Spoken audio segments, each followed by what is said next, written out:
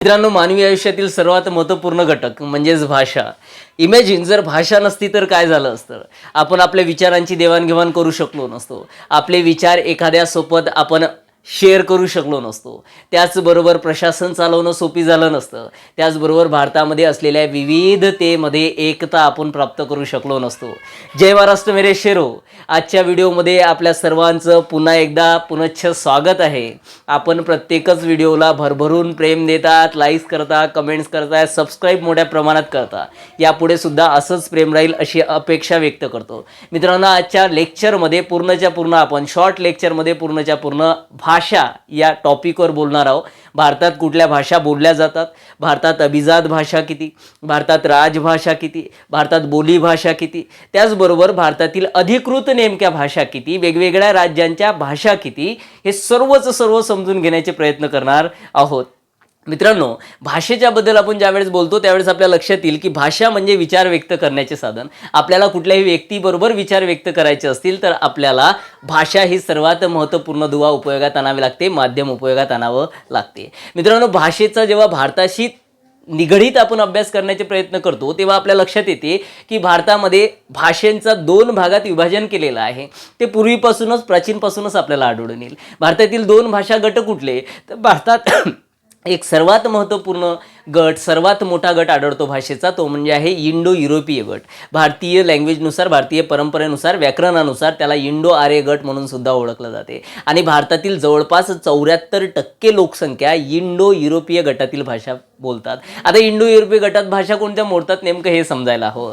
जेवढ्याही भाषा देवनागरी लिपीमध्ये लिहिण्यात आल्यात सामान्यतः त्या सर्वच्या सर्व भाषा इंडो युरोपीय गटात किंवा इंडो आर्य गटात मोडतात. मग हिंदी असो, मराठी असो, संस्कृत असो, बंगाली असो, गुजराती असो, अनेक भाषा इंडो युरोपीय गटात मोडतात. आणि दुसरा भाषा गट आहे भारतातील, तो म्हणजे इंडो द्रविडीय गट. हा गट आपल्या लक्षात येईल की भारतातील जेवढेही प्राचीन लँग्वेजेस आहेत, जुन्या सर्वात लँग्वेज आहेत, तमिळ असेल, मल्याळम असेल, कन्नड असेल, तेलुगू असेल, या सर्वच्या सर्व भाषा ज्या आहेत या पूर्णच्या पूर्ण साऊथ इंडियाच्या भाषा ह्या इंडो द्रविडीय गटात येतात. अशा पद्धतीने 2 गटात भारतातील लँग्वेजेस पूर्णपणे विभाजित झालेले आहे. आणि इंडो द्रविडीय गटातील जे काही भाषा आहे, जवळपास भारतातील 24% लोकसंख्या ही भाषा बोलते, इंडो द्रविडीय गटातली भाषा बोलते, जी साऊथ इंडियामध्ये बोलल्या जाते.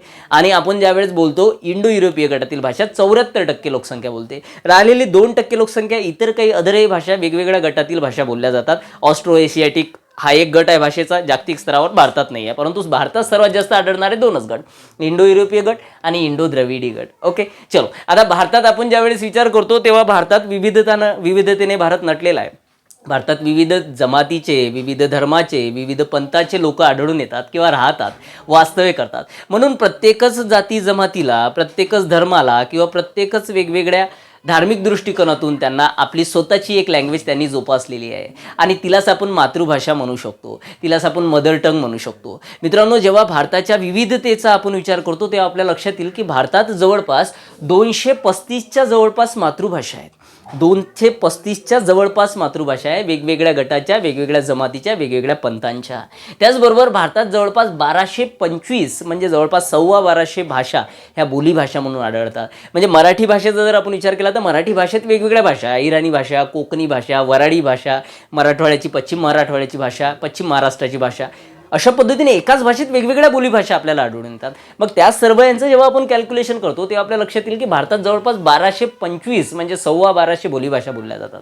त्यानंतर पुढे जात असताना आपल्याला माहीत आहे की भारतीय राज्यघटनेने काही भाषांना अभिजात भाषेचा दर्जा दिला, काही भाषांना म्हटल्यापेक्षा 6 भाषांना एक्झॅक्टली अभिजात भाषेचा दर्जा दिला. परंतु हे समजण्यासारखी बाब की अभिजात भाषा नेमकं म्हणायचं कशाला, तर एखादी भाषा खूप जुनी असणे तिला अभिजात भाषेचा दर्जा भेटतो. जी भारताची मूळ ओरिजिन भाषा म्हणून ओळखली जाते तिलाच अभिजात भाषेचा दर्जा मिळतो. याच्यासाठी अट काय, तर सर्वात महत्त्वपूर्ण अट आहे की ती लँग्वेज जवळपास 1500 ते 2000 वर्ष जुनी असावी, तेव्हाच तिला अभिजात भाषेचा दर्जा भेटू शकतो. आणि अभिजात भाषा म्हणजे काय, तर जी भारताची मूळ भाषा आहे तिलाच अभिजात भाषा म्हणावं. अशा जवळपास 6 भाषा भारत सरकारने आजपर्यंत निवडल्या आहे. त्या 6 भाषा अभिजात भाषा आपल्याकडे मी येथे शॉर्टमध्ये लिहिले त स ते क म उ. तो म्हणजे आहे आपल्याकडे तमिळ, सर्वात जुनी भाषा आहे भारतातील.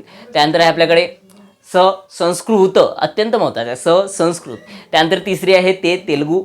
त्यानंतर आहे कन्नड, त्यानंतर आहे मल्याळम आणि एक आहे उडिया, जिला 2014मध्ये 2015मध्ये आपण अभिजात भाषेचा दर्जा दिला. म्हणजे अभिजात भाषा एकत्रितरित्या 26 आहेत. पुढे जात असताना राजभाषा. आता राजभाषा नेमकं कशाला म्हणावं, तर राजभाषा म्हणजे भारतातील राज्यांनी ज्यांना अधिकृत भाषा म्हणून निवडलंय अशा भारतात किती भाषा आहे आणि या भाषांचा समावेश आपण राज्यघटनेमधल्या 8व्या परिशिष्टात केलंय. आणि या भाषेचा उल्लेख आपल्याला राज्यघटनेतील कलम 345 मध्ये म्हणजेच 345 मध्ये सुद्धा आढळून येतो. अशा पद्धतीच्या राजभाषा आपल्याकडे आहेत 22. राजभाषा 22 लक्षात घ्या. आता राजभाषा 22 कुठल्या कुठल्या हे समजण्यासारखी बाब, कारण पेपरला मोठ्या प्रमाणात विचारले होते. येथे मी लिहून ठेवल्या 22च्या 22 भाषा. आसामी, उर्दू, ओरिया, कन्नड, काश्मीरी, कोकणी, गुजराती, त्यानंतर आहे डोंगरी, त्यानंतर आहे तमिळ, त्यानंतर आहे तेलुगू, त्यानंतर आहे नेपाळी, त्यानंतर आहे पंजाबी, त्यानंतर आहे बंगाली, त्यानंतर आहे बोडो, त्यानंतर आहे मराठी, त्यानंतर आहे मल्याळम, त्यानंतर आहे मैतेई, त्यानंतर आहे मैथिली, त्यानंतर आहे संथाली, त्यानंतर आहे संस्कृत, त्यानंतर आहे सिंधी आणि एक अत्यंत महत्त्वाची भाषा ते म्हणजे आहे हिंदी भाषा. अशा पद्धतीने ह्या 22 भाषा भारताच्या राजभाषा म्हणून ओळखल्या जातात. कारण या 22 भाषा वेगवेगळ्या राज्यांनी अधिकृत भाषा म्हणून स्वीकारलेल्या आहेत आणि यांचा समावेश 8व्या परिशिष्टात केलेला आहे. मित्रांनो, मग भाषेच्या बाबतीत जर 8व्या परिशिष्टात जागा आहे तर मग भारताची राष्ट्रीय भाषा नाही का, हा सर्वात महत्त्वपूर्ण विषय तर नाही. भारतीय राज्यघटनेने कुठल्याच भाषेला राष्ट्रभाषा म्हणून निवडलेलं नाही, राष्ट्राची भाषा म्हणून निवडलेलं नाही. परंतु भारतीय राज्यघटनेच्या कलम 343 मध्ये म्हटलंय की भारतीय प्रशासन चालवण्यासाठी कलम 343 नुसार हिंदी भाषेचा उपयोग करावा, हिंदी भाषेचं संवर्धन करावं आणि तिला आधार म्हणून इंग्रजी भाषेचा विचार करावा. परंतु या सगळ्या गोष्टीला विरोध म्हणून भारतातील वेगवेगळ्या लँग्वेज बोलणारे लोक हिंदी भाषेला विरोध करायला लागले एक शासकीय भाषा म्हणून. 1965च्या जवळपास भारतात भाषिक आंदोलन सर्वप्रथम घडलं. ते घडलं तामिळनाडूमध्ये आणि ते आंदोलन पूर्ण करणारा कुठला पक्ष असेल तर ते होता द्रमुक. आणि म्हणूनच तेथूनच जवळपास 1965 पासूनच तामिळनाडूमध्ये द्रमुक पक्षाची सत्ता स्थापन होत आलेली आणि आता सुद्धा होते. का तर लँग्वेज हा खूप लोकांचा वीक पॉईंट आहे. महाराष्ट्रासाठी सुद्धा किंवा अदर काही स्टेटसाठी सुद्धा लँग्वेज म्हणजे त्यांच्यासाठी त्यांचं एक प्रेम आहे लँग्वेजवर. आपण म्हणू शकतो की त्याच्यासाठी ते एक वेगळ्या प्रकारची अशी एक श्रद्धा ठेवतात भाषेवर. तशा प्रकारच्या सिच्युएशन भारतात आढळतात. परंतु सर्वप्रथम आंदोलन कुठे झालं असेल तर ते तामिळनाडूमध्ये झालं आणि त्या कारणानेच द्रमुक पक्ष तिथे जयललिताचा सत्तेत येत गेला. आजपर्यंत सुद्धा येते. काँग्रेस तिथे कधीच आलं नाही. इवन भाजपा सुद्धा येऊ शकलं नाही. हा भाषिक आंदोलनाचा सर्वात महत्त्वाचा प्रभाव आहे. कशासाठी तर हिंदी भाषेचा प्रशासकीय भाषा म्हणून प्रत्येकच राज्यावर थोपविणे हे चुकीचं आहे असं त्यांचं म्हणणं होतं. तर त्या राज्यांना त्यांच्या मदर टंगमध्ये अधिकृत भाषेमध्ये शासन करण्याची परवानगी द्यावी आणि तशाच पद्धतीने मग त्या आंदोलनाला एक यश येऊन भारतातील वेगवेगळ्या राज्यांना आपण त्यांचं प्रशासन चालवण्यासाठी त्या राज्याच्या मातृभाषेत परवानगी दिली. म्हणून मग वेगवेगळ्या राज्यात वेगवेगळ्या भाषेनुसार प्रशासन चालते. परंतु केंद्राचं प्रशासन हिंदी लँग्वेजमध्ये चालते आणि तिला आधार म्हणून इंग्रजी लँग्वेज. कारण आंतरराष्ट्रीय बाबीचा मित्रांनो ज्यावेळेस आपण विचार करतो तेव्हा आपल्या लक्षात येईल की आंतरराष्ट्रीय स्तरावर आपल्यासाठी इंग्रजी लँग्वेज अत्यंत महत्त्वाची आहे आणि पूर्ण भारताचा ज्यावेळेस विचार करतो तेव्हा आपल्याला लक्षात येईल की भारतीय स्तरावर अत्यंत महत्त्वपूर्ण आहे हिंदी. कारण जवळपास भारताचा जर विचार केला तर भारतातील 35% लोकसंख्या, जवळपास 35% नाही तर 35 कोटी लोकसंख्या जवळपास हिंदी भाषा बोलते. हिंदी भाषा अवगत आहे 35% लोकांना, 35 कोटी लोकांना. त्या कारणाने हिंदी भाषा अत्यंत महत्त्वाची आहे. म्हणून आजपर्यंत सुद्धा केंद्र सरकारचं जेवढंही प्रशासन चालते ते हिंदी भाषेमध्येच चालते. त्यानंतर पुढे जात असताना आता आपल्याला पाहायचं आहे की भारतात अभिजात भाषा आपण पाहिल्या, भारताच्या राजभाषा आपण पाहिल्या.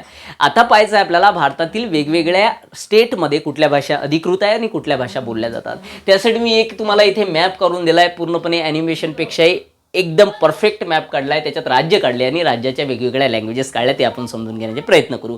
केंद्रशासित प्रदेश असो राज्य असो, फक्त शांततेने उत्तरेकडून दक्षिणेकडे भारत लक्ष द्यायचा. ठीक आहे. आता आपल्याला माहिती आहे भारतातील सर्वात उंच ठिकाणी किंवा सर्वात उत्तरेकडे असलेलं राज्य होतं आतापर्यंत जम्मू काश्मीर, जे आता केंद्रशासित प्रदेश झाले 2 तुकडे. त्यापैकी एक आहे आपल्याकडे जम्मू काश्मीर आणि दुसरा आहे लडाख.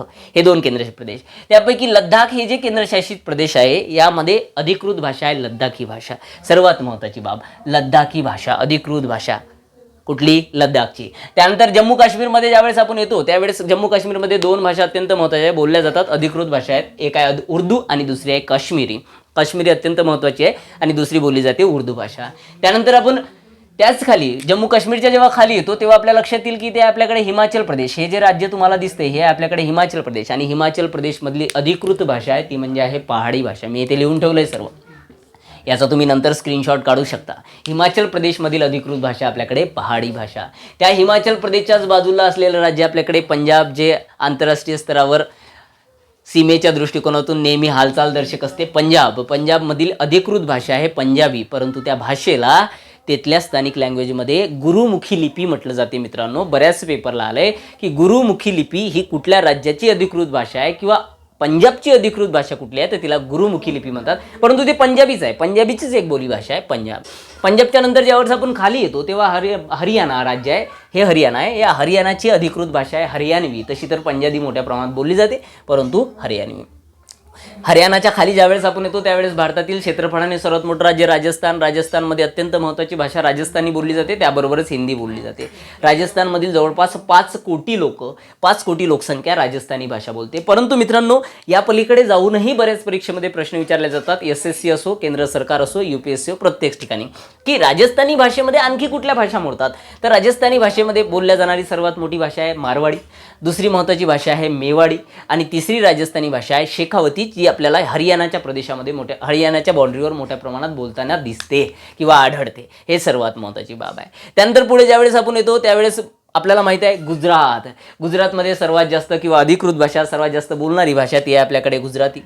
आणि त्याचबरोबर इथे ऑड एक भाषा आहे आपल्याकडे, ती म्हणजे आहे कच्ची, जी कच्चेच्या रणात मोठ्या प्रमाणात बोलली जाते, लक्षात घ्या. त्याचबरोबर काही उद्योगधंदे करणाऱ्या लोकांना सुद्धा कच्ची म्हणून ओळखलं जाते, कारण त्यांची लँग्वेज ती आहे. तर ही महत्त्वाची बाब आहे. त्यानंतर आपला महाराष्ट्राची अधिकृत भाषा आपल्याला माहिती आहे मातृभाषा मराठी आहे. त्याचबरोबर मराठी भाषा वेगवेगळ्या स्वरूपाची आहे, वेगवेगळ्या बोलीभाषेची आहे. मी आताच बोललो आहे, वराडी आहे, खानदेशी आहे, कोकणी आहे. त्याचबरोबर आपल्याकडे असलेली पश्चिम महाराष्ट्रातली लँग्वेज असेल, तिचा एक वेगळ्याच प्रकारची एक मजा आहे, ती महाराष्ट्रानंतर त्यावेळेस आपण पाहतो की महाराष्ट्राच्या वरती असलेलं मध्यप्रदेशची अधिकृत भाषा आपल्याकडे हिंदी लँग्वेज मध्य प्रदेशची अधिकृत भाषा. मध्य प्रदेशच्याच वरती असलेलं सर्वात महत्त्वपूर्ण महाराष्ट्रातलं सर्वात मोठं लोकसंख्येनुसार राज्य ते म्हणजे उत्तर प्रदेश. या उत्तर प्रदेशची राज्यभाषा किंवा अधिकृत भाषा आहे हिंदी किंवा उर्दू अत्यंत महत्त्वाच्या भाषा आहेत उत्तर प्रदेश. त्यानंतर उत्तर प्रदेशच्याच वरती जवळपास 2000 आपण उत्तर प्रदेशपासूनच उत्तराखंड निर्माण केलं. उत्तराखंडची अधिकृत भाषा आहे, अत्यंत ऑड आणि महत्त्वाची आहे. हिंदी तर आहेच, त्याचबरोबर तिथली अधिकृत भाषा आहे संस्कृत मोठ्या प्रमाणात उत्तराखंडमध्ये बोलली जाते, म्हणून हे ऑड गोष्ट आहे, पेपरला येऊ शकते. त्यानंतर उत्तर प्रदेशच्याच बाजूचं अत्यंत महत्त्वपूर्ण राज्य बिहार, आणि ही सर्वात महत्त्वाची बाब. बऱ्याचदा मोठ्या प्रमाणात या राज्याच्या भाषेबद्दल मोठ्या प्रमाणात विचारले, कारण बिहारमध्ये वेगवेगळ्या प्रकारच्या प्राचीन भाषा बोलल्या जातात. बिहारमध्ये कुठल्या भाषा बोलल्या जातात तर सर्वात मोठं आपल्याला माहीत आहे, भारतातली 2 नंबरची इंडस्ट्री कोणती असेल, फिल्म इंडस्ट्री, तर भोजपुरी भाषा अत्यंत महत्त्वाची बिहारमधली. त्यानंतर आहे आपल्याकडे मगधी भाषा. आपल्याला माहीत आहे मगध सम्राट बिंबिसार किंवा मगध साम्राज्य ते बिहारमध्येच होतं, म्हणून येथे मगधी भाषा मोठ्या प्रमाणात बोलली जाते. त्याचबरोबर मैथिली, आणि एक अत्यंत महत्त्वाची ऑड जी आजपर्यंत तुम्ही ऐकली नसेल ती आहे अंगिका भाषा. ही सुद्धा बिहारची अधिकृत भाषा आहे, बिहारमध्ये मोठ्या प्रमाणात बोलली जाते. त्यानंतर पुढचं राज्य आहे बिहारपासूनच तयार झालेलं, ते म्हणजे आहे झारखंडची अधिकृत भाषा आहे हे आहे. झारखंडची अधिकृत भाषा आहे हिंदी भाषा.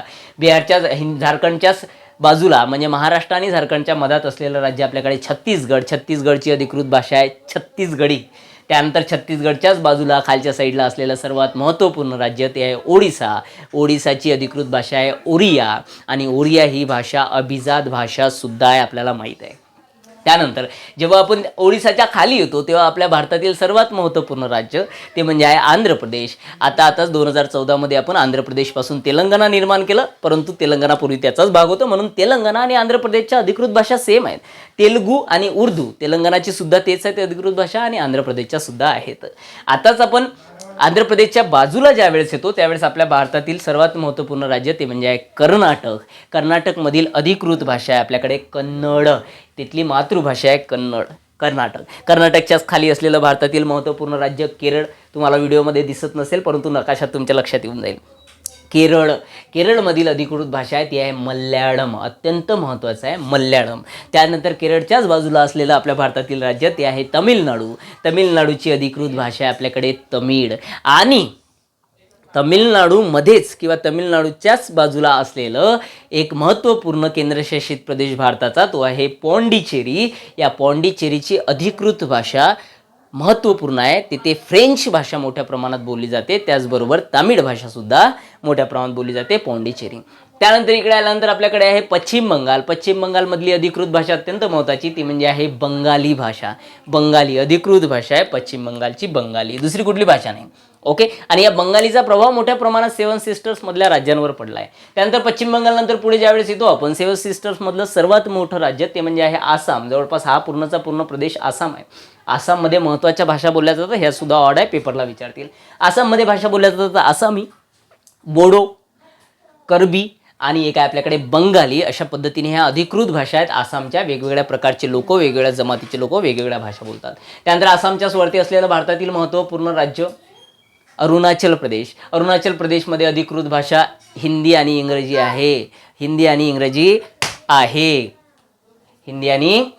आहे. त्यानंतर आपण पुढे जेव्हा जातो तेव्हा अरुणाचल प्रदेशच्याच खालचं राज्य आहे आपल्याकडे ते म्हणजे आहे नागालँड. आणि नागालँड ऑड आहे, सर्वात ऑड आहे, कारण हा प्रश्न बऱ्याच पेपरला विचारला आहे की नागालँडमधील अधिकृत भाषा कुठली, तर ती आहे इंग्रजी भाषा. नागालँडची अधिकृत भाषा इंग्रजी भाषा आहे, सर्वात महत्त्वाची बाब. नागालँडच्याच खाली आल्यानंतर आपल्याकडे आहे मणिपूरची अधिकृत भाषा आहे मैती. आणि मणिपूरच्या खाली आल्यानंतर आपल्याकडे आहे मिझोरमची अधिकृत भाषा आहे मिझो आणि इंग्रजी त्याचबरोबर. आणि त्याचबरोबर इथे असलेलं राज्य आपल्याकडे आहे ते आहे आपल्याकडे त्रिपुरा.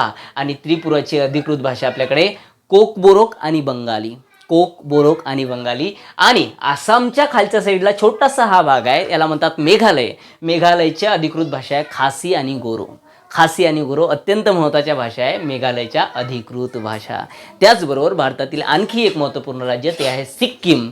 हे सुद्धा ऑड आहे. हे सिक्कीम ज्याला नेपाळ, भूटान, चीन या 3 देशांच्या सीमा लागल्या आहे, तेथे बोलली जाते नेपाळी भाषा सिक्कीमची अधिकृत भाषा आहे. आणि नेपाळी ही अभिजात भाषासुद्धा आहे.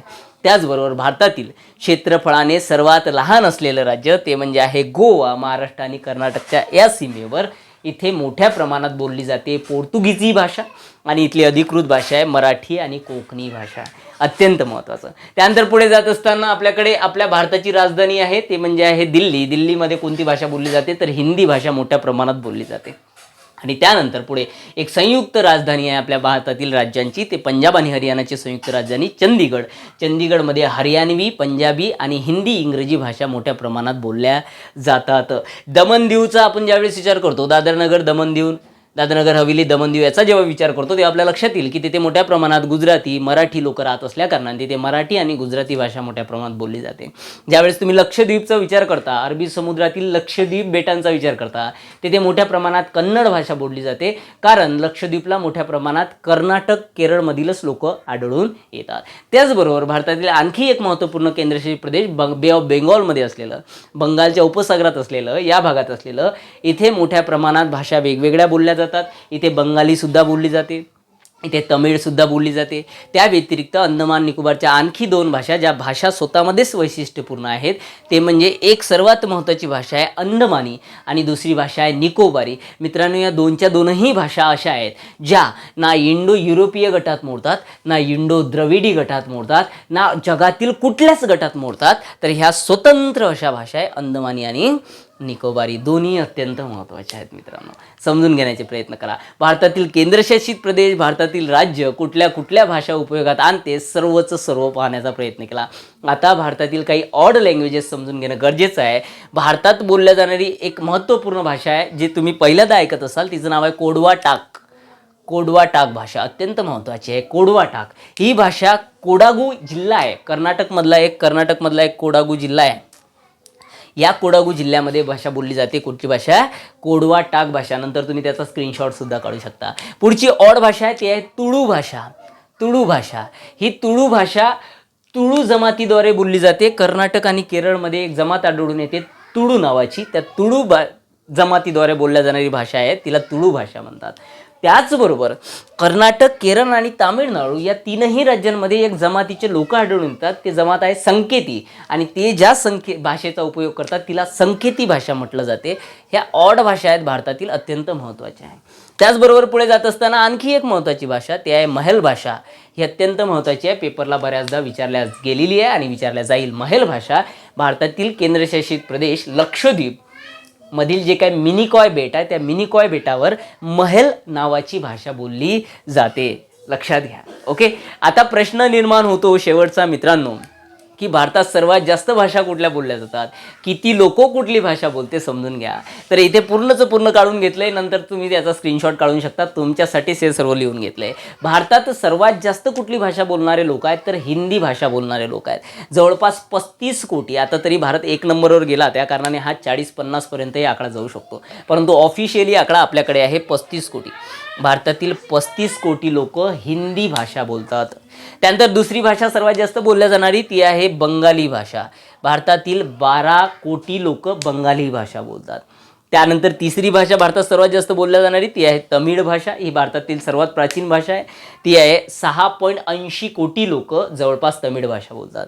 त्यानंतर चौथी भाषा जी सर्वात जास्त बोलली जाते भारतात ती आहे मराठी, महाराष्ट्राची मातृभाषा. जवळपास भारतातील 6.25 करोड लोक मराठी भाषा बोलतात मित्रांनो. त्यानंतर पाचवी भाषा भारतात सर्वात जास्त बोलल्या जाणारी ती आहे तेलुगू भाषा. तेलुगू भाषा जवळपास 6 करोड लोक बोलतात, कोटी लोक बोलतात भारतातील. आणि एक सहावी भाषा सर्वात जास्त बोलल्या जाणारी भारतात ती आहे उर्दू भाषा, जी जवळपास भारतातील 5.5 कोटी लोक बोलतात मित्रांनो. अशा पद्धतीने मराठी भाषा असो की इतर भाषा असो भारतातील त्या सर्व भाषा पाहण्याचा प्रयत्न केला आहे. सर्वात महत्त्वाची बाब, व्हिडिओ योग्य वाटत असतील, अभ्यासोपी होत असेल तर आपल्या चॅनलला आजच सबस्क्राईब करून घ्या. काही प्रश्न असल्यास, क्युरीज असल्यास कमेंटमध्ये नक्कीच कळवा. त्याचबरोबर जर अभ्यास चांगला होत असेल तर मित्रांबरोबर व्हिडिओ शेअर करायला विसरू नका. क्वालिटी थोडीशी लो येत असेल तर क्वालिटी मोबाईलमधूनच वाढून घ्या. विनंती आहे आपल्याला सर्वांना आग्रहांची, कारण आम्ही गरीब माणसं आहोत, त्या कारणाने क्वालिटी काही जास्त तुम्हाला देऊ शकत नाही. पण ज्ञान परफेक्ट एकदम ॲक्युरेट 24 कॅरेटच भेटणार आहे, त्याच तीळ मात्र शंका राहणार नाही. त्याचबरोबर महत्त्वाची बाब म्हणजे पुढच्या एखाद्या व्हिडिओमध्ये नक्कीच आपण अशाच प्रकारचा ऑड महत्त्वपूर्ण परीक्षाभिमुख कठीण विषयासह भेटू. आजच्यासाठी एवढंच. जय हिंद.